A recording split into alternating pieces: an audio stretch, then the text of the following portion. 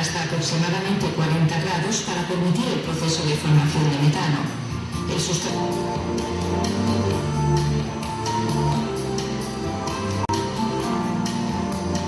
Si los fermentadores se llenan con regularidad con biomasa fresca, se mantienen cerrados herméticamente, se calientan y se remueven los sustratos, se formará en pocos días el biogás deseado.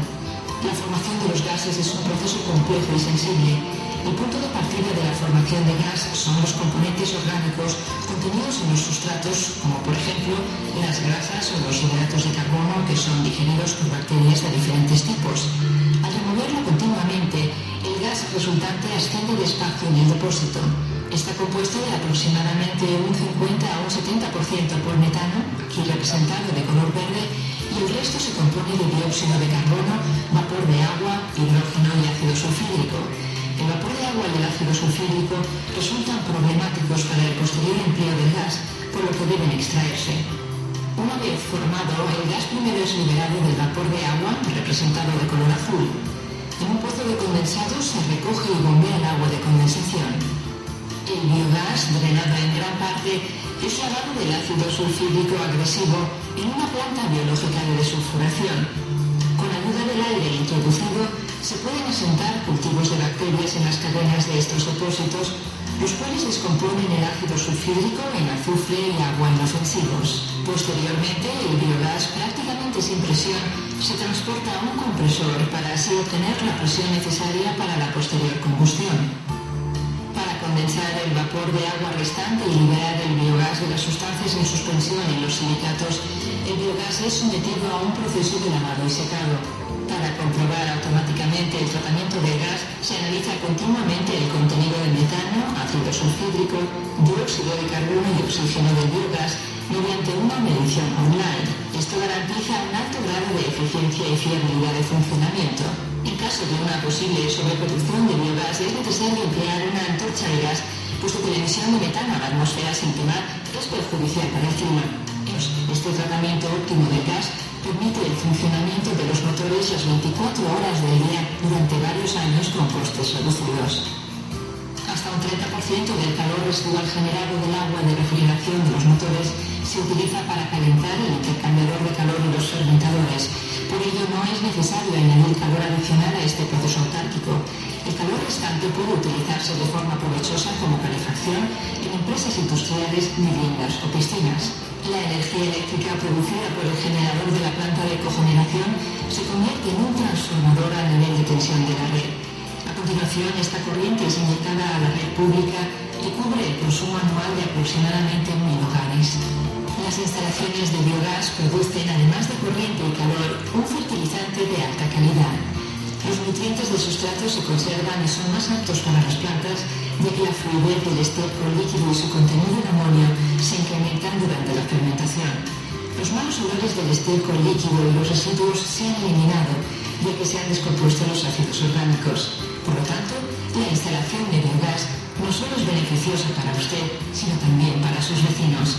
Aproveche también usted la técnica inteligente y ecológica del biogás con las instalaciones. Bueno, espero que esto las imágenes dicen más que 1000 palabras, así que bueno, ahora vamos a ir un poco más a la realidad, ¿no es cierto? Yo voy a poner un ejemplo de mi provincia, como bueno, recién comentaba la española, lo que queda, ¿no es cierto?, se puede utilizar para hacer riego o para el manejo del compost.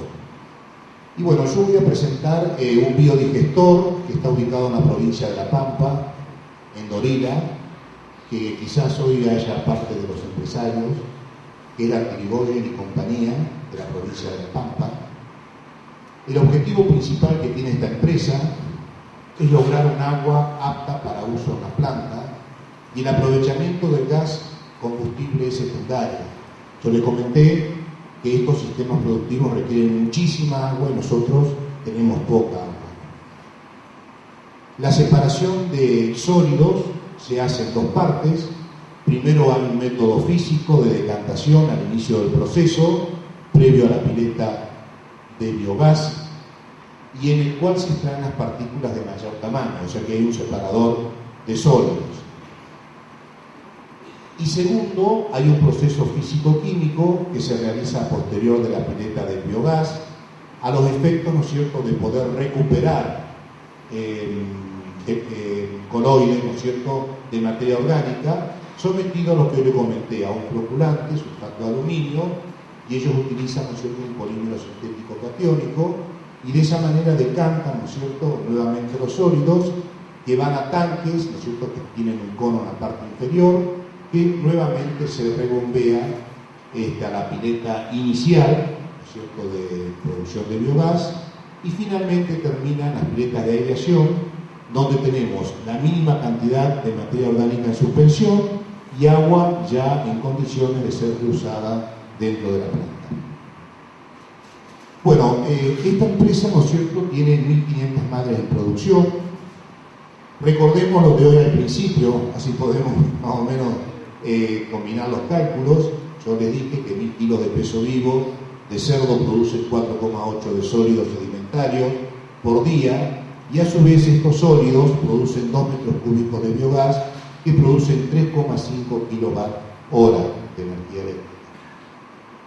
Entonces, esta planta de producción de cerdos genera 3 millones de kilos de carne por año, que si lo dividimos por 365 días, son 8.220 kilos de peso vivo por día, que eso, teniendo en cuenta este dato, son 8,22 por 2 metros cúbicos, nos daría 16,44 metros cúbicos de gas, o el equivalente en 57,54 kilowatt-hora. Recuerden que hoy yo les dije a ustedes la potencia de algunos artefactos, ¿no es cierto?, y el gasto que tienen en función de las horas de uso.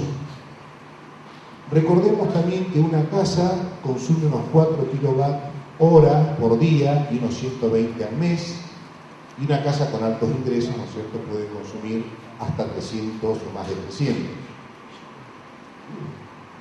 Bueno, gasta una casa común para 2 personas 60 kilowatts, y podríamos decir que estos 16,4, ¿no es cierto?, metros cúbicos multiplicado por 365 días daría 6.000 metros cúbicos, que a un equivalente de butano serían 15.385 kilos.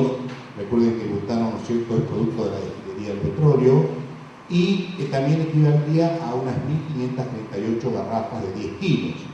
Pero recordemos que un HP consume 0,75 kilowatt-hora, y una planta de balanceado de 10.000 kilos hora, ¿no es cierto?, requiere de 10.000 kilos de alimento, requiere esta potencia, y eso implica que si los tenemos ubicados y tomamos en cuenta esta cantidad, ¿no es cierto?, podríamos decir que requeriríamos a 6 horas utilizar, ¿no es cierto?, la planta de balanceado, una cantidad de 32.400 kWh mensuales, y fíjense, esta empresa que es tan importante produce 1.632,2 kilowatts mensuales, o sea que el gran beneficio que tiene el Arquirigollo, ¿no es cierto?, es recuperar el agua, y por supuesto que cuando deje de ventear el gas y lo pueda purificar, va a poder tener un ahorro importante también en los otros procesos que comentamos.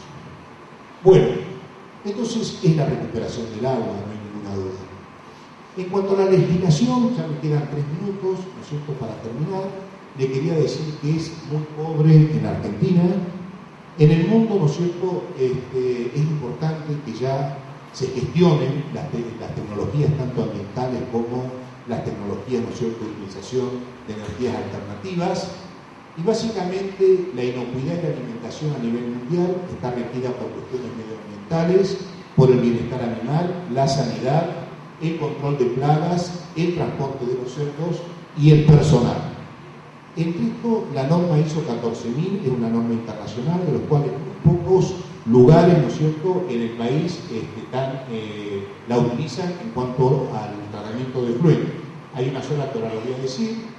Y esa diversidad biológica, base para el desarrollo sostenible del país, implica integrar sistemas, ¿no es cierto?, sostenibles en el sector productivo, mejorar el conocimiento, desarrollar gestión ambiental y de energías, medidas especiales para restaurar y revertir procesos de deterioro y para que tengamos imagen internacional. Ya todo lo otro se lo va a contar Brunoni en su charla. Bueno, lo que sí quería decir es que esto también genera muchos beneficios a las empresas y podríamos decir que en Argentina son contadas con el dedo de una mano las que hacen gestión ambiental. Sí hay una que todos conocemos, ¿no es cierto?, que está ubicada en un frigorífico, ¿no es cierto?, que está ubicada en el Gobernador Galvez. Se propusieron varias cosas, que no lo voy a leer porque es un poco difícil, pero sí el final, que me parece que es lo más importante, que justamente lo que hace es tratar el efluente para que tenga una purificación integral y vertir los líquidos residuales al río Paraná sin ninguna problemática, ¿no es cierto?, de exceso de patógenos o de materia orgánica. Bueno, las diferencias que existen entre la norma 14.000 y la 50.000, la 14.000, por supuesto, gestión ambiental, y la norma 50.000, gestión de energía.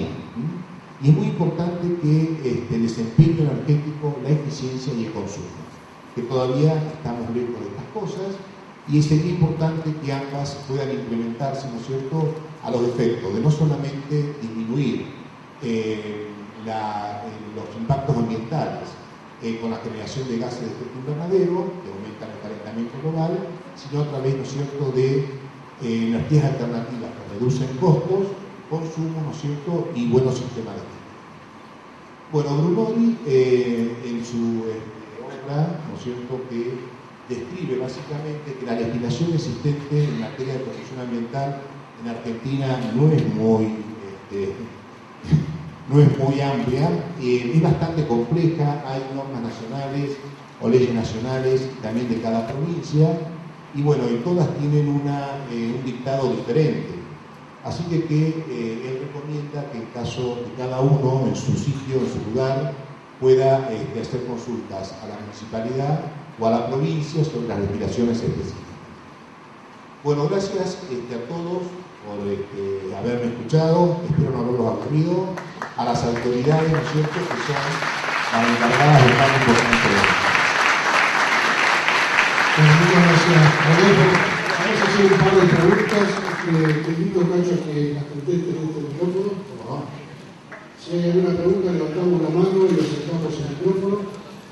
Mientras cargamos la próxima ponencia, se podría pedir por favor que no se muevan de sus lugares porque inmediatamente vamos a continuar con la próxima charla y después sí tendremos ya el descanso y por supuesto el acto de inauguración.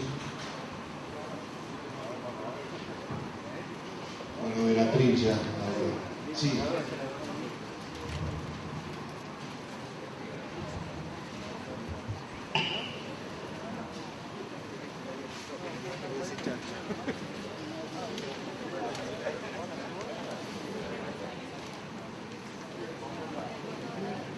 Bueno, todo buen día. Quiero decirle que de hecho coincido en prácticamente todo lo que usted ha dicho, por obvio que hace 20 años que me dedico al tratamiento de frente mediante el agregado de microorganismos. En realidad son dos preguntas las que yo deseo hacer. Hace ya un tiempo que nosotros veníamos escuchando exposiciones referidas a biodigestores y la conveniencia o no de su instalación desde el punto de vista de la rentabilidad respecto a la inversión. Y en aquellos momentos había quienes nos decían que el emprendimiento se justificaba a partir de una cierta cantidad de madres, primero hablaban de 400, 500, hasta 700. Entonces, una pregunta mía es ¿qué me puede decir usted al respecto? Y la segunda pregunta que quiero hacerle es si ustedes tienen, tienen cuantificado cuánto sería la relación del costo de inversión por madre productiva. Sí. Bueno, la segunda, un poco complicado responderle porque implica, ¿no es cierto?, tomar en cuenta varias cosas. Pero respecto a la primera, yo les he señalado dos veces, ¿no es cierto?, en la charla, la cantidad de sólidos que se producen para poder ser sometido a la biodigestión en relación al peso vivo. Vale decir que esto va a tener una importancia sustancial en el caso que tengamos empresas de magnitud. No quiere decir esto que nosotros no podamos realizar obtención de biogás en empresas pequeñas, porque uno revisa la biografía internacional o en algunos lugares, ¿no es cierto?, básicamente Brasil o Centroamérica, en las pequeñas cooperativas también utilizan biogás para poder autoabastecerse. La provincia de La Pampa, que tiene emprendimientos de toda índole, ¿no es cierto?, al aire libre, mixtos y en confinamiento, el que yo he presentado es de una envergadura importante, y también tenemos media provincia sin energía. Nosotros somos no solamente faltantes de agua, sino faltantes de energías, y recién ahora estamos pudiendo generar a través, ¿no es cierto?, de energía solar, de paneles solares, situaciones de algunas familias de todo lo que es el monte pampeano, que es, bueno, árido total, ¿no es cierto? Y recién hay gente que puede, de grande, ¿no es cierto?, ha conocido prender la luz a la noche. Pero yo creo que sí, que esto va acompañado de la escala, lógicamente, y también, para mí, hasta ahora acá, como importante, por ahora, porque el proceso, esta empresa que yo presenté, que es Bioconstruct, es una empresa alemana que tiene muchísimos plantas de biodigestión en toda Alemania, Dinamarca, Francia, en todo lo que es Europa. Justamente lo que hacen es purificar el gas y obtener mayor poder calorífico y por ende, ¿no es cierto?, cogenerar más cantidad de energía térmica y cogenerar energía eléctrica. Pero en el caso nuestro por ahora es recuperar agua. Del costo no podría decirle nada, no conozco mucho de eso.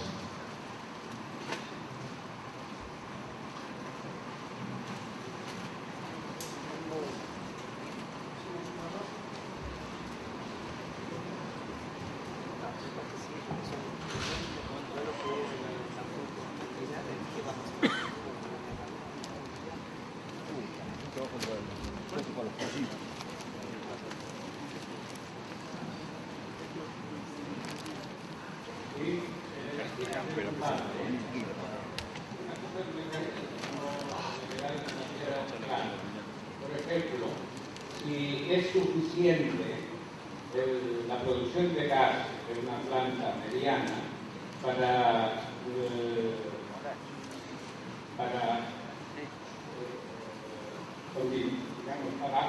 suministrar la energía calórica necesaria que se necesitan en maternidad y en fertilidad. Sí, cuando estábamos en el trayecto, ¿no es cierto?, de la exposición, yo más o menos le he comentado cuál es el costo, ¿no es cierto?, de calentar lugares de destete, de lactancia, y también ventilar lugares de terminación. Si nosotros pensásemos en la producción de energía, del ejemplo que yo mostré, que es alrededor de 60 kWh, y lo multiplicaríamos, ¿no es cierto?, por mes y al año, eso implicaría alrededor de unos 20.000 kilovatios, ¿no es cierto? Y recuerden que cada lechón, en un uso eficiente de un sistema confinado con losa radiante, consume alrededor de 0,8 en promedio para poder sostener, ¿no es cierto?, su lactancia y su postdestete. Yo creo que vuelvo a repetir lo mismo que la pregunta anterior.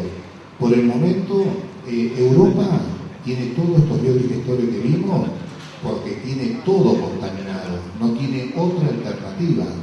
Absolutamente tiene que sí o sí tratar todo, ¿no es cierto?, y colocar, es más, la relación carbono-nitrógeno es fundamental.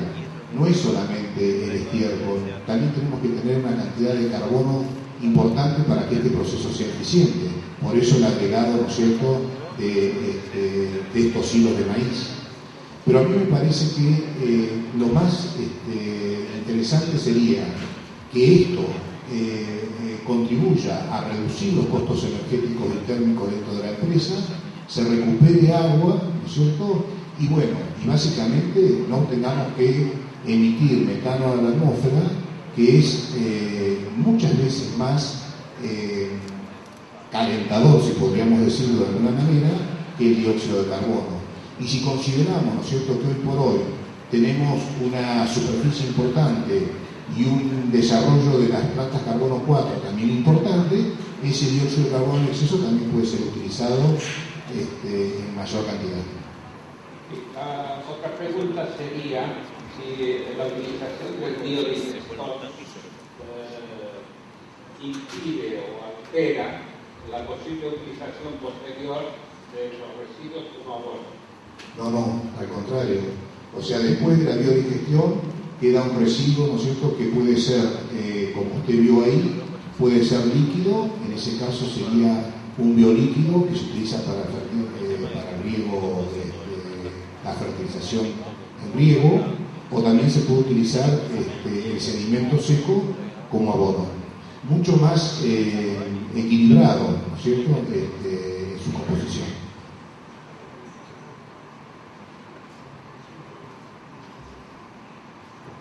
Bueno, muy bien, gracias Rodolfo, muy amable.